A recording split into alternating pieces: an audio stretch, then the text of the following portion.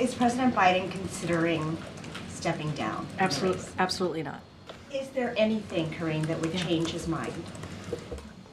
Look, I cannot lay out something that would change the president's mind. He arrives back in the United States 12 or 13 days before the debate. So his explanation for a poor debate performance is jet lag. So what I want to say is it's the jet lag and also the cold. That was Biden's press secretary. If you think your job is tough, spare a thought for her.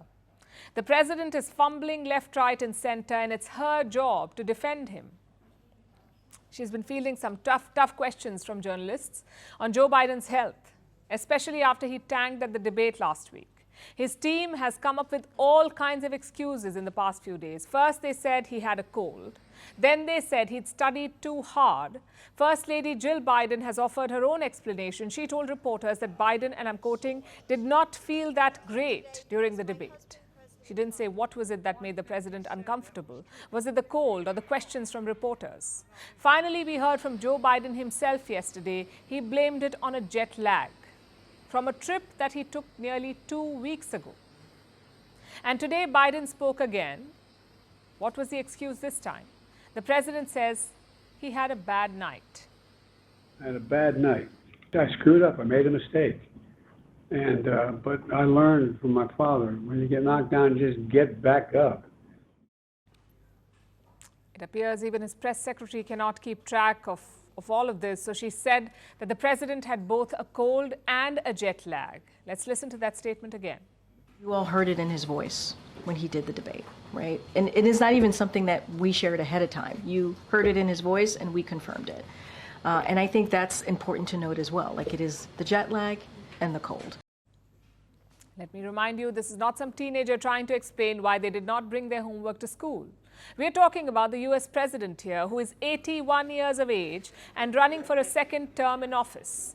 Biden's age and his health have become serious issues for his voters as well as his donors. One of them is Reed Hastings. He's the co-founder of Netflix. Do you know how much money he's donated to the Democrats and Biden? More than $20 million in recent years.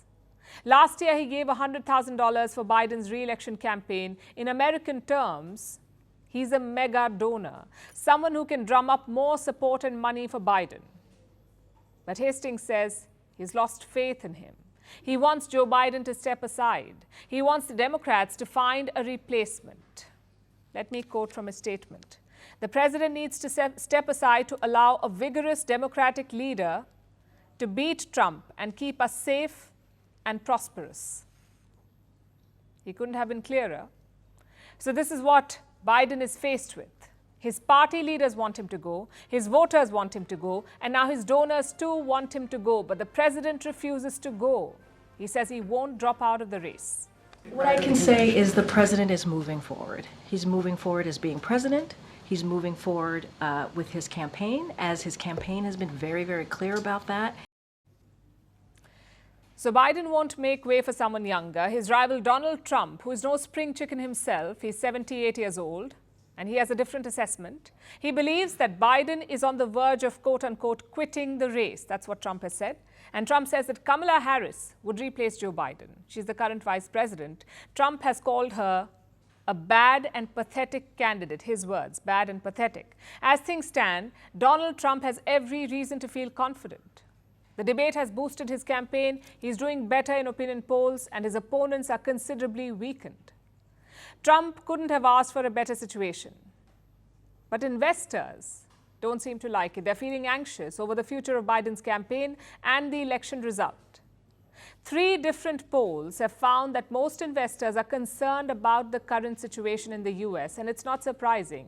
Investors do not like uncertainty, and there's a lot of it in US politics right now.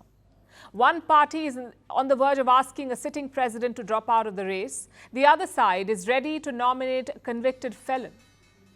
So from the investors' point of view, there is both short-term and long-term risk here. Biden's withdrawal could shake up the markets.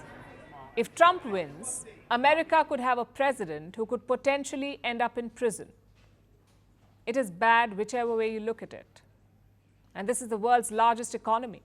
The fallout of this election won't just hit Americans, it will be felt across the world.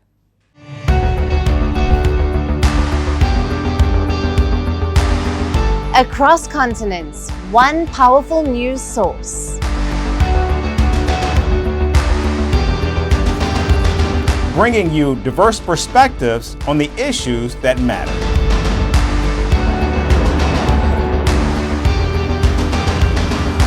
We go beyond the boundaries to give you that little extra about every sporting moment.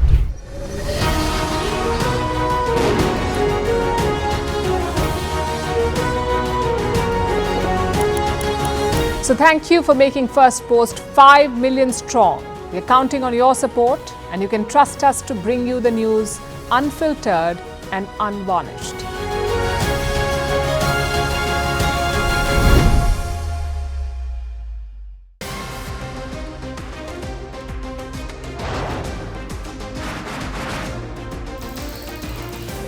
Obviously today, the T20 World Cup bandwagon has moved across to the West Indies. What can you expect from this?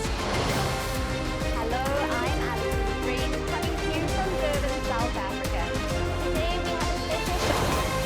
We'll start with a report on India's shifting nuclear posture. The first time since India officially became a nuclear power. Hello and welcome to Firstpost America. I'm Eric Ham, coming to you live from the nation's capital in Washington, D.C.